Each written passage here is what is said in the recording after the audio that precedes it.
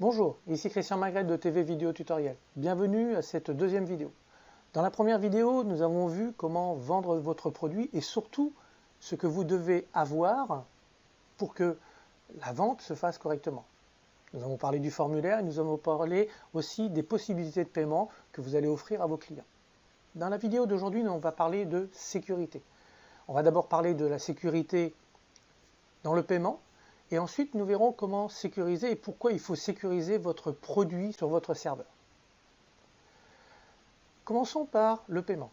Il m'est arrivé une toute petite histoire il y a quelques temps de cela avec un script pour un produit à 5 €. Il y avait une possibilité d'affiliation, 50% pour l'un, 50% pour l'autre, etc. L'un après l'autre, on touchait la commission de 5 €. Et il y a une personne qui n'a pas joué le jeu, elle a trouvé un moyen de détourner le système pour avoir tous les paiements. Au bout de 5 ou 6 paiements, je me suis aperçu de la chose, j'ai donc bloqué cette personne, mais je ne sais pas comment il a procédé. Cela m'importait peu, ce n'était pas des grosses sommes. J'ai créé une page pour informer les personnes qui arrivaient par son lien, pour leur dire que, eh bien, ils ne jouaient pas le jeu, donc ils pouvaient acheter le produit avec mon lien. J'ai largement récupéré ce qu'il me devait, et cette personne maintenant n'aura plus possibilité de s'inscrire sur aucun de mes systèmes d'affiliation. Ça, c'est pour un petit produit. Maintenant, il va falloir aussi penser à sécuriser vos produits sur votre serveur. Alors vous dites, oui, moi j'ai un plugin ou j'ai un logiciel qui crée automatiquement un identifiant et un mot de passe unique pour la personne. Alors c'est une très bonne chose, mais ce n'est pas suffisant. Et je vais vous expliquer pourquoi l'histoire qui m'est arrivée l'année dernière. J'ai changé le prix et le nombre, mais c'est vraiment pour vous montrer ce qu'il en est. J'avais donc un produit à 50 € et j'ai fait 100 ventes. À partir de ce moment-là, j'ai laissé tourner un petit peu ce processus. Et puis, au bout de 15 jours, je suis allé voir, dans ma zone de gestion, je suis allé voir ce qu'il en était. Comme je fais tout le temps, tous les 15 jours à peu près, je vais voir si tout fonctionne, si les liens, etc., si vraiment tout est pris en compte, si les liens d'affiliés sont pris en compte aussi.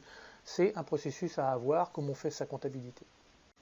Et arrivé sur ce produit, je me suis rendu compte d'une chose assez étonnante, c'est que le nombre d'adresses IP était 5 fois plus importante que pour les autres produits. Alors là, je ne comprenais pas, je me dis c'est bizarre, je voyais 5 feuilles, 5 pages pour les adresses IP, je me dis il y en a qui se sont connectés très souvent et donc ça a généré des pages.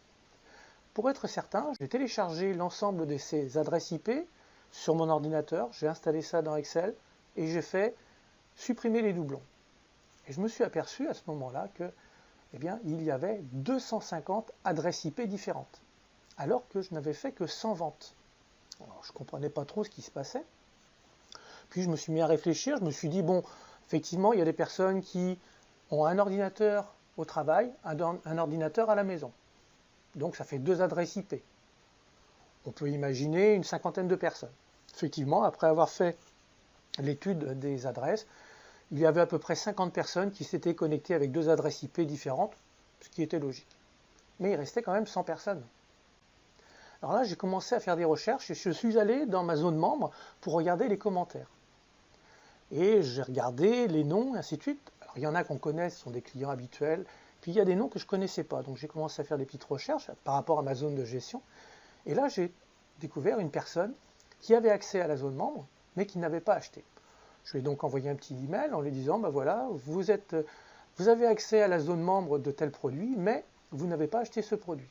Et la personne, quasiment dans les 10 minutes qui suivaient, me dit, oui, oui, tout à fait, j'ai accès. C'est quelqu'un qui m'a donné son lien avec ses identifiants pour que je puisse avoir accès, car il y a quelque chose que je n'arrivais pas à faire avec ce logiciel, et il m'a donc donné accès à la formation qu'il a achetée chez vous.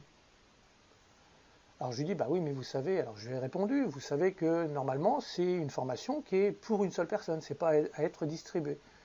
Elle me dit, oui, oui, je comprends bien, est-ce que je vous dois quelque chose? Alors je dis, non, non, vous inquiétez pas, il n'y a pas de souci, s'il ne l'a fait qu'une seule fois, et il ne l'a fait qu'une seule fois, eh bien il n'y a pas de problème.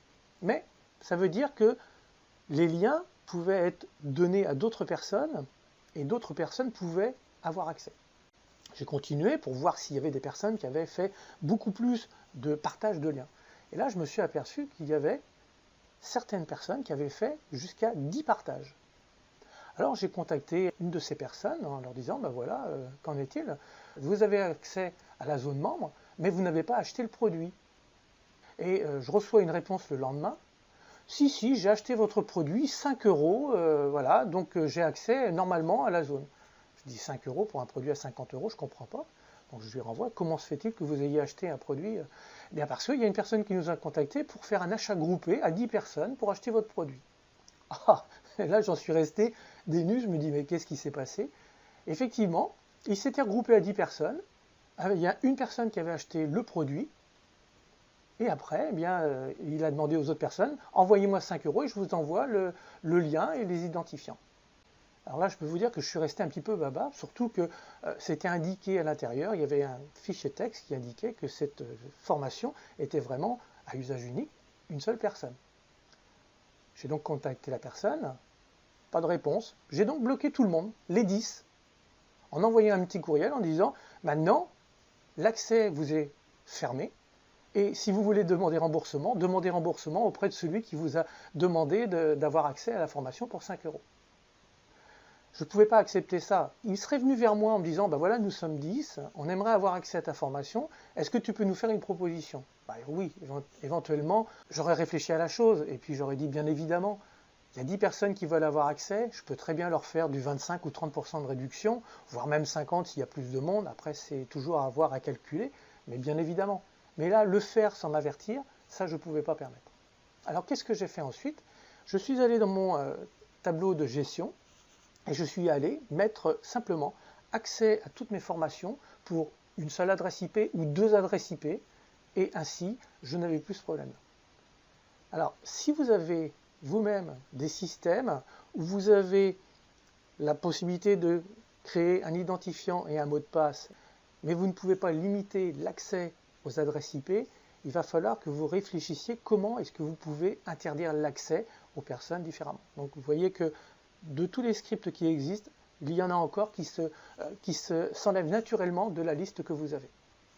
C'est quelque chose à laquelle il faut réellement penser.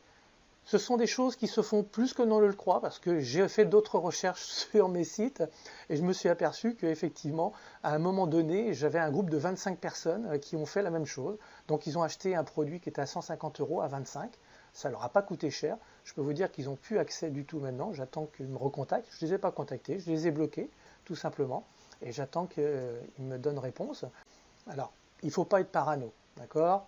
Il y a des choses que je laisse passer, il y en a d'autres que je ne laisse pas passer, comme cette histoire. Mais il faut bien comprendre que ce n'est pas parce que vous avez un identifiant et un mot de passe que votre produit est réellement protégé. Et ce n'est pas parce que j'ai mis cela en place qu'il n'y a pas d'autres possibilités de récupérer les formations. D'accord? Ça, c'est aussi le problème de l'Internet, mais ça fait partie aussi du jeu.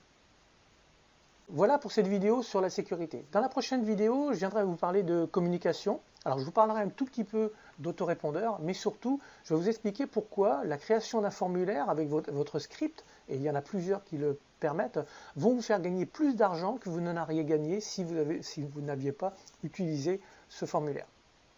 Merci de votre écoute et je vous donne rendez-vous dans 2 ou 3 jours pour la 3e vidéo. Merci, bonne journée.